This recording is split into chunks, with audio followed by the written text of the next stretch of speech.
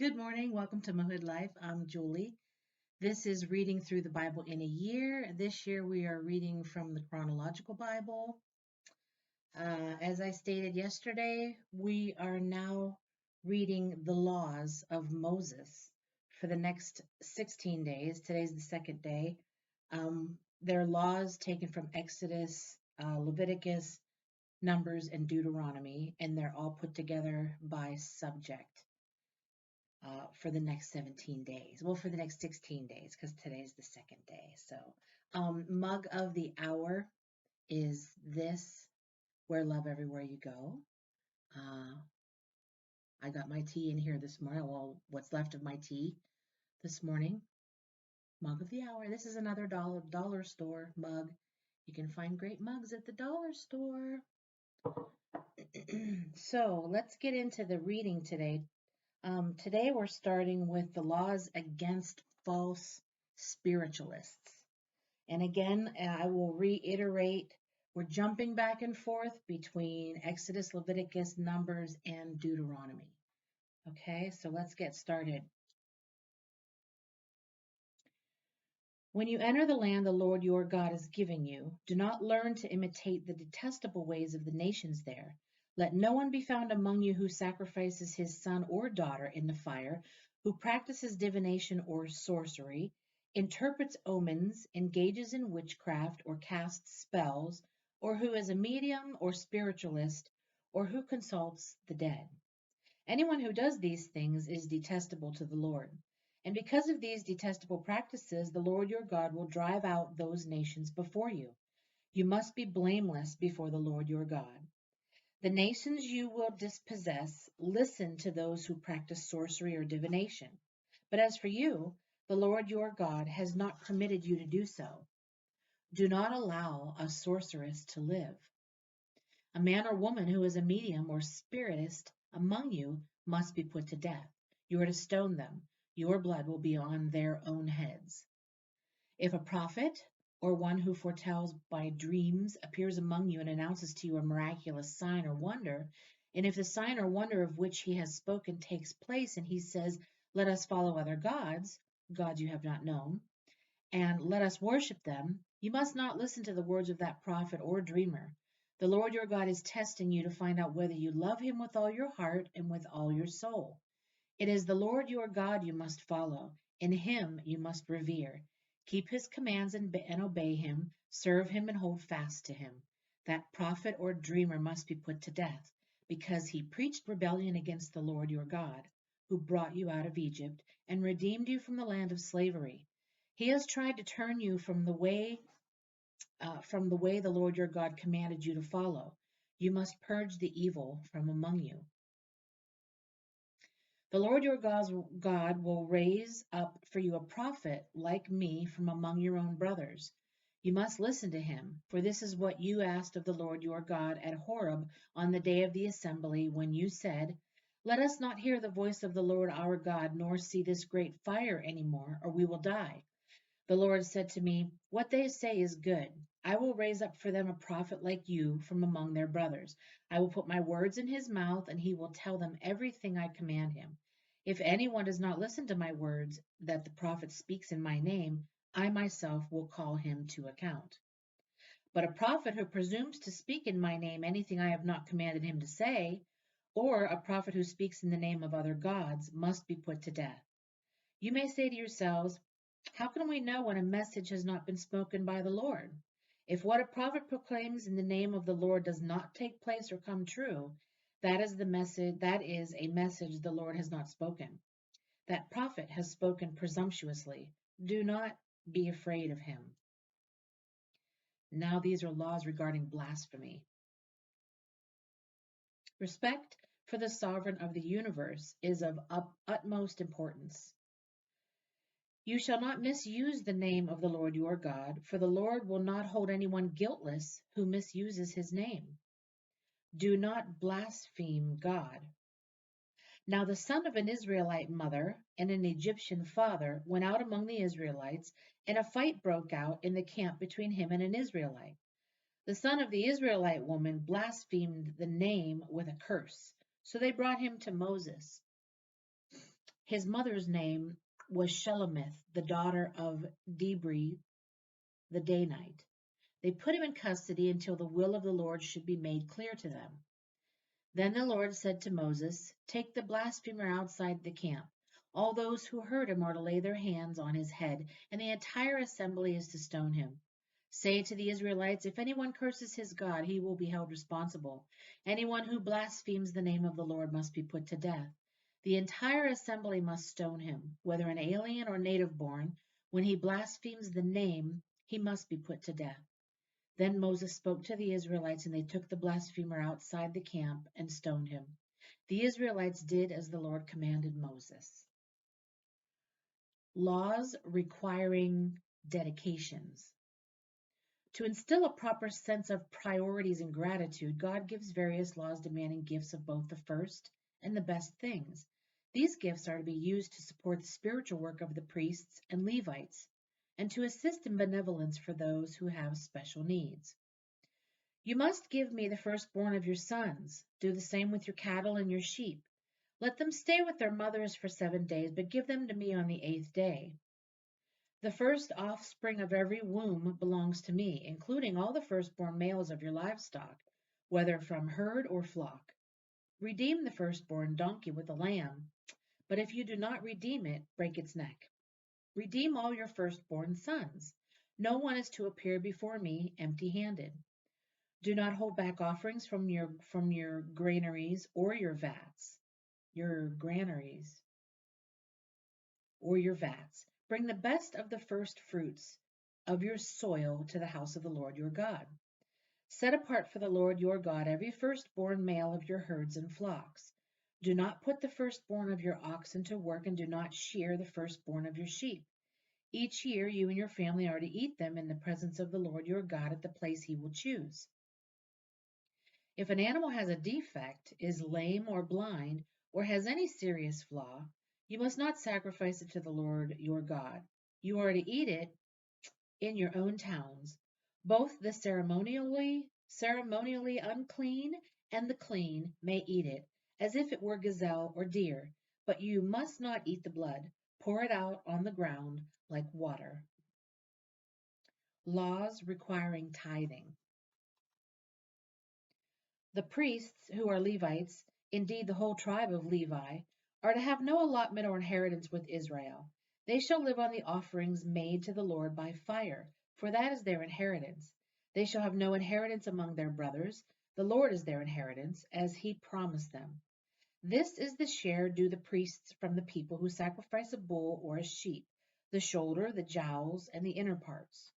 You are to give them the first fruits of your grain, new wine, and oil, and the first wool from the shearing of your sheep. For the Lord your God has chosen them and their descendants out of all your tribes to stand and minister in the Lord's name always. If a Levite moves from one of your towns anywhere in Israel where he is living, and comes in all earnestness to the place the Lord will choose, he may minister in the name of the Lord his God like he may minister in the name of the Lord his God like all his fellow Levites who serve there in the presence of the Lord.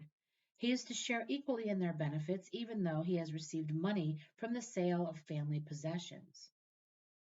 Be sure to set aside 1/10 of all that your fields produce each year.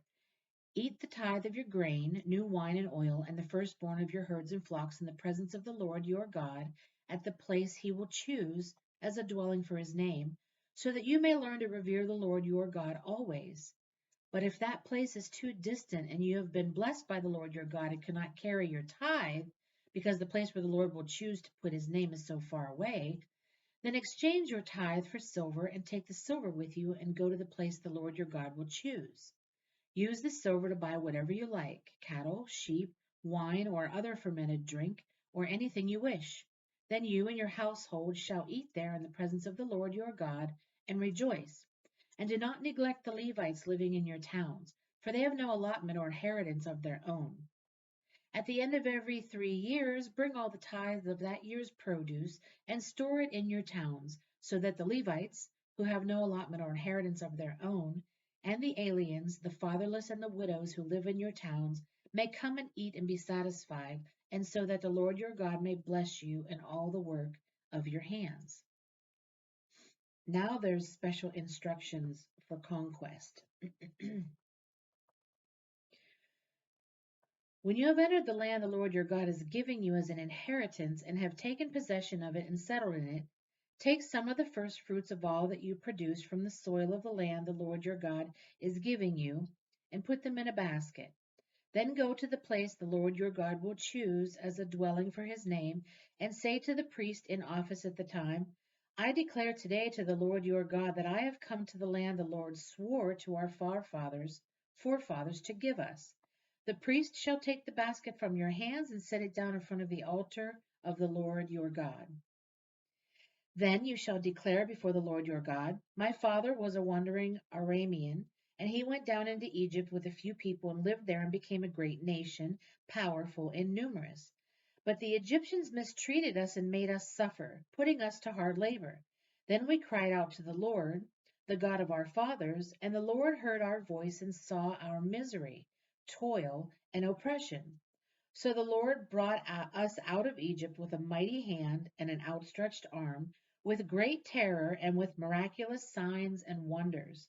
He brought us to this place and gave us this land, a land flowing with milk and honey. And now I bring the first fruits of the soil that you, O Lord, have given me. Place the basket before the Lord your God and bow down before him. And you and the Levites and the aliens among you shall rejoice in all the good things the Lord your God has given to you and your household. When you have finished setting aside a tenth of all your produce in the third year, the year of the tithe, you shall give it to the Levite, the alien, the fatherless, and the widow, so that they may eat in your towns and be satisfied. Then say to the Lord your God, I have removed from my house the sacred portion and have given it to the Levite, the alien, the fatherless, and the widow, according to all you commanded. I have not turned aside from your commands, nor have I forgotten any of them. I have not eaten any of the sacred portion while I was in mourning, nor have I removed any of it while I was unclean, nor have I offered any of it to the dead. I have obeyed the Lord my God. I have done everything you commanded me. Look down from heaven, your holy dwelling place, and bless your people Israel in the land you have given us, as you promised on oath to our forefathers, a land flowing with milk and honey.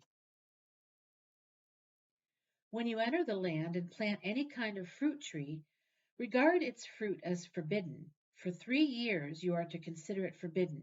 It must not be eaten. In the fourth year all its fruit will be holy, an offering of praise to the Lord.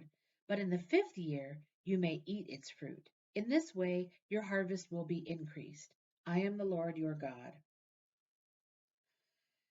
Now the law of the Sabbath, and there's a short little commentary.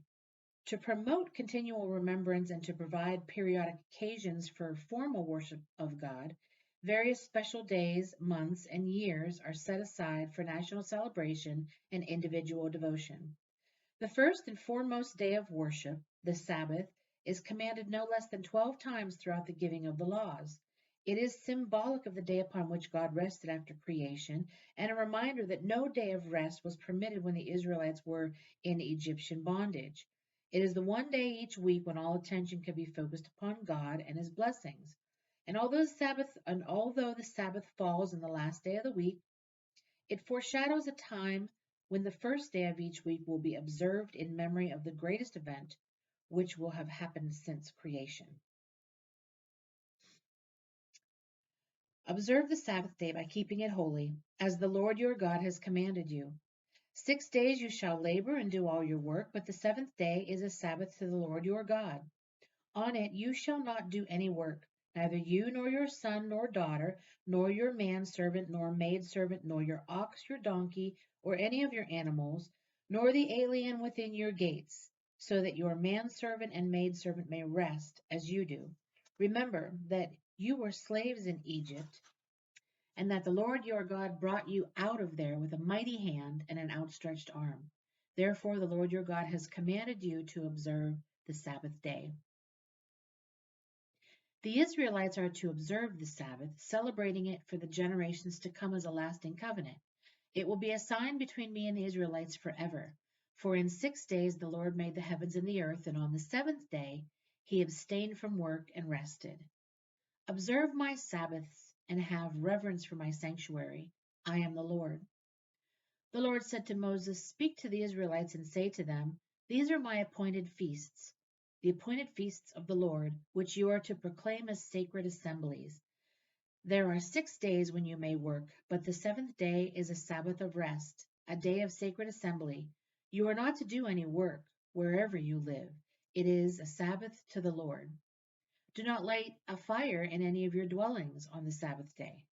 6 days you shall labor, but on the seventh day you shall rest. Even during the plowing season and harvest you must rest. Then the Lord said to Moses, Say to the Israelites, You must observe my Sabbaths. This will be a sign between me and you for the generations to come, so you may know that I am the Lord who makes you holy. Observe the Sabbath because it is holy to you. Anyone who desecrates it must be put to death. Whoever does any work on that day must be cut off from his people. For 6 days work is to be done, but the seventh day is a Sabbath of rest, holy to the Lord. Whoever does any work on the Sabbath day must be put to death. While the Israelites were in the desert, a man was found gathering wood on the Sabbath day. Those who found him gathering wood brought him to Moses, Aaron, and the whole assembly, and they kept him in custody, because it was not clear what should be done to him. Then the Lord said to Moses, The man must die. The whole assembly must stone him outside the camp. So the assembly took him outside the camp and stoned him to death, as the Lord commanded Moses. So that ends our reading for today in the Word of God. Thank you for joining me here on Mohud Life, and have a blessed day.